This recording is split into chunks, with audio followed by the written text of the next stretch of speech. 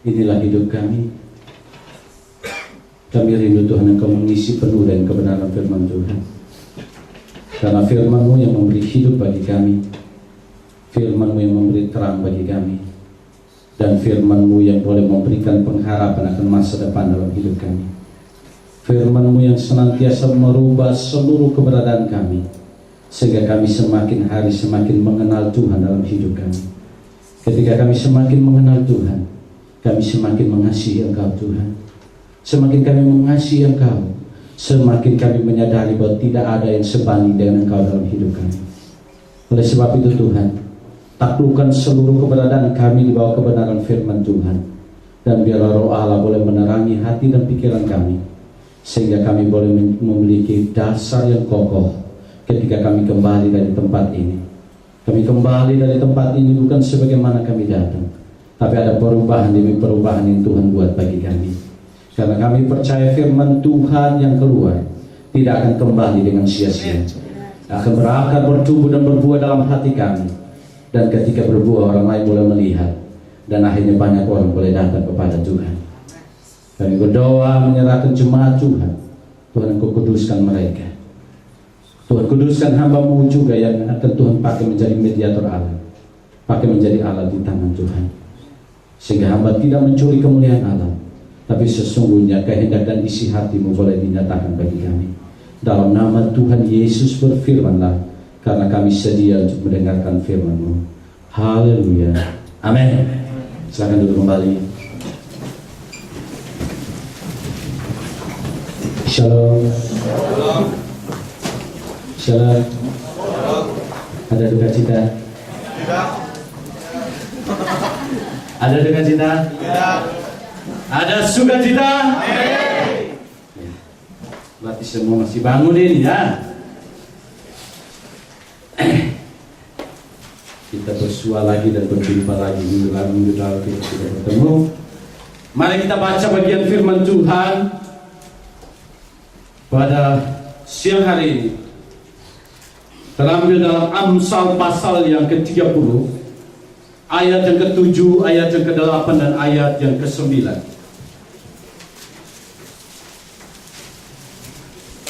Amsal pasal yang ke-30, ayat yang ke-7, ayat yang ke-8, dan ayat yang ke-9.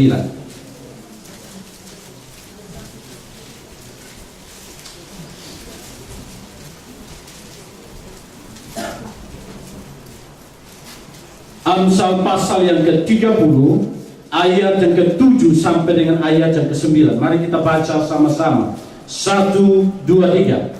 Dua hal aku mohon kepadamu, jangan itu kau tolak sebelum aku mati, yakni jauhkanlah daripadaku kecurangan dan kebohongan. Jangan berikan kepadaku kemiskinan atau kekayaan. Biarkanlah aku menikmati makanan yang menjadi bagianku, supaya kalau aku kenyang, aku tidak menyangkalmu dan berkata, siapa Tuhan itu? Atau kalau aku miskin, aku mencuri dan mencemarkan nama. Saudaraku, tema kita hari ini adalah kesederhanaan hidup di hadapan Allah. Tema kita hari ini adalah kesederhanaan hidup di hadapan Allah. Seringkali kita memahami bahwa materi tidak merupakan sesuatu yang netral dalam hidup kita. Saya ulangi kalimat ini. Materi seringkali tidak menjadi sesuatu yang netral dalam hidup kita. Kenapa? Karena ketika kita memiliki banyak materi, maka ada potensi untuk kita bisa jatuh. Saya katakan potensi untuk kita jatuh. Tetapi ketika kita tidak memiliki materi pun, ada potensi untuk kita bisa jatuh. Maka disinilah dilema yang namanya tidak netral itu. Disinilah potensi di mana hidup manusia memiliki kesulitan untuk berada dalam posisi yang mana. Karena ketika memiliki banyak materi atau kekayaan, maka ada potensi untuk jatuh atau berdosa. Tetapi ketika dia tidak punya materi pun, ada potensi untuk jatuh. Sehingga untuk menentukan posisi ini, saya katakan tidak gampang.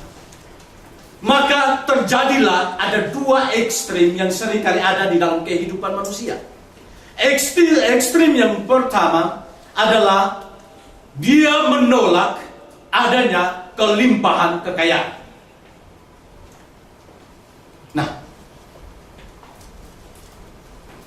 dalam hal ini kita melihat bahwa itu terjadi bukan di luar hal kerohanian, bahkan ada di dalam hal kerohanian. Sehingga ada orang-orang khusus yang menyadari dan merasakan bahwa dia dipanggil khusus untuk hidup di dalam menyederhanakan hidup. Saya tidak mensederhanakan, tapi menyederhanakan hidupnya. Maka semua kekayaannya ditinggalkan. Dia pergi ke sebuah tempat yang terisolasi dan dia hanya membungkus pakaian tubuhnya dengan pakaian yang serba terbatas, bahkan juga tidak memakai sendal jepit sekalipun. Maka kita mengerti istilah yang pakai istilah sing. Salah satunya adalah tokohnya adalah Sadhu Sundangsi. Dia percaya kepada Tuhan. Namun dia karena dipengaruhi oleh latar belakang dia sebagai Buddhisme,